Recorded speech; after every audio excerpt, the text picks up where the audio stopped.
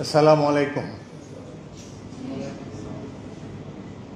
গণপ্রজাতন্ত্রী বাংলাদেশের সংবিধানের 50 অনুচ্ছেদের দফা 3 অনুযায়ী মহামান্য রাষ্ট্রপতি জনাব মোহাম্মদ শাহাবুদ্দিন তার স্বাক্ষরযুক্ত পদত্যাগপত্র আজ 24শে জুলাই 2026 9 শ্রাবণ 1433 তারিখে রোজ শুক্রবার অপরাহ্ন 5টা 1 মিনিটে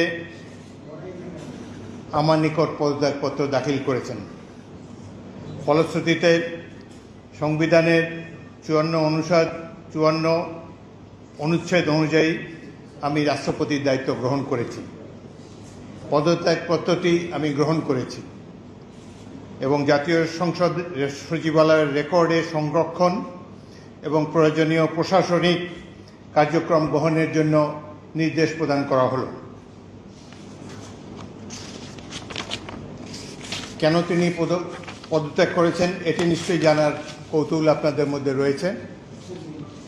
তিনি লিখিতভাবে জানিয়েছেন যে তিনি গুরুতর অসুস্থ, হৃদরোগ, উচ্চ রক্তচাপ, ডায়াবেটিস ও কিডনি জটিলতায় তিনি ভুগছেন।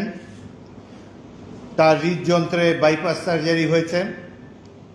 ইদানিং স্বাস্থ্য পরীক্ষার অটোনমিক নিউরোপ্যাথি নামে রোগ শনাক্ত হয়েছে। এই রোগের কারণে তিনি মাঝে মাঝে অচেতন হয়ে পড়েন। এসব রোগের প্রাদুর্ভাবে এবং শারীরিক ও মানসিক অসমর্থতার কারণে রাষ্ট্রপতির মতো গুরুত্বপূর্ণ সাংবিধানিক পদের দায়িত্ব পালন করা তার পক্ষে সম্ভব হচ্ছে না। তার দীর্ঘমেয়াদী চিকিৎসার প্রয়োজন। এই কারণেই তিনি স্বাস্থ্যগত কারণে পদত্যাগ করেছেন এবং বাংলাদেশ জাতীয় সংসদের স্পিকার হিসাবে এই পদত্যাগপত্র আমি গ্রহণ করেছি। সংবিধানে ইতিমধ্যে আপনারা জানেন যেদিন আমি স্পিকার হিসাবে শপথ নিয়েছি সেই দিনই ভারপ্রাপ্ত রাষ্ট্রপতি হিসাবেও শপথ নিয়েছি যদি প্রয়োজন হয়। একইভাবে আমাদের ডেপুটি স্পিকার সাহেব তিনিও যখন ডেপুটি স্পিকার হিসেবে শপথ নেন শপথের অংশে বর্ণিত থাকে যখন বলা হবে কোনো কারণে যখন স্পিকারের চেয়ার শূন্য থাকবে তখন ডেপুটি স্পিকারের পদের দায়িত্ব পালন করবেন। সুতরাং আজকে বাংলাদেশের নানা ধরনের কথাবার্তা আমি দুপুরে এসেই শুনছি। দেখা গেল যে এটি প্রকৃত। তিনি শারীরিক অসমর্থের কারণে পদত্যাগ করেছেন। আমি তার মঙ্গল এবং সুস্বাস্থ্য কামনা করি এবং আমার মনে হয় তিনি মাফিয়া সরকারের আমলে নির্বাচিত হলেও বর্তমানে জনগণের ভোটে যে সরকার নির্বাচিত হয়েছে তার প্রতি তিনি সমর্থন এবং শ্রদ্ধা প্রকাশ করেছেন সবসময়। আমি তার মঙ্গল কামনা করি। আপনাদের সবাইকে ধন্যবাদ।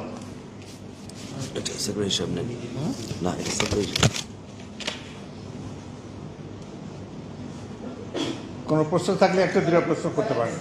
জি,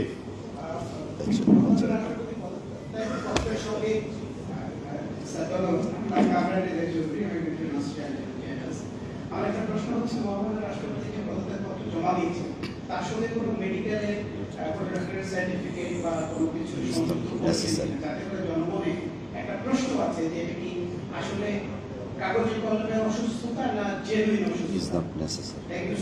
আচ্ছা শোনেন, বাংলাদেশের রাষ্ট্রপতির পদত্যাগ একটি গুরুতর ঘটনা। এর সাথে দেশের ভালো মন্দও জড়িত। রাষ্ট্রপতি একজন মানুষ, তিনি অসুস্থ হতেই পারেন এবং তিনি রোগেরও নাম প্রকাশ করেছেন, লিখিতভাবে জানিয়েছেন তিনি কি রোগে ভুগছেন এবং মাঝে মাঝে তিনি অচেতন হয়ে পড়েন। এর জন্য ডাক্তারের সার্টিফিকেটের কোনো প্রয়োজন নাই, যিনি যেখানে নিজেই এটি দাবি করেছেন। সুতরাং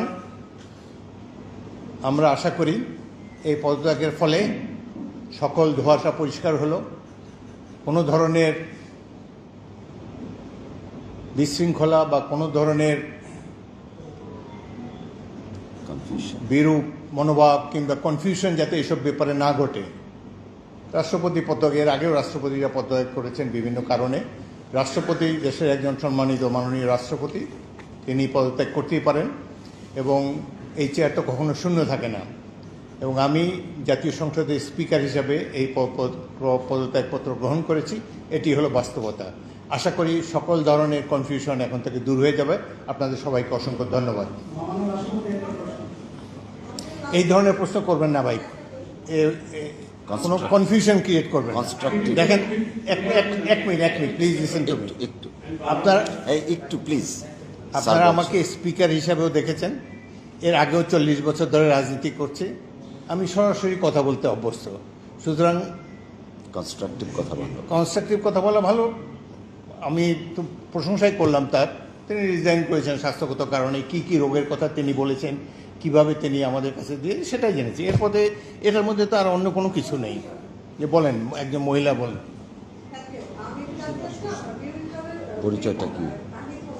আপনার পরিচয় দিয়ে বলেন। জি,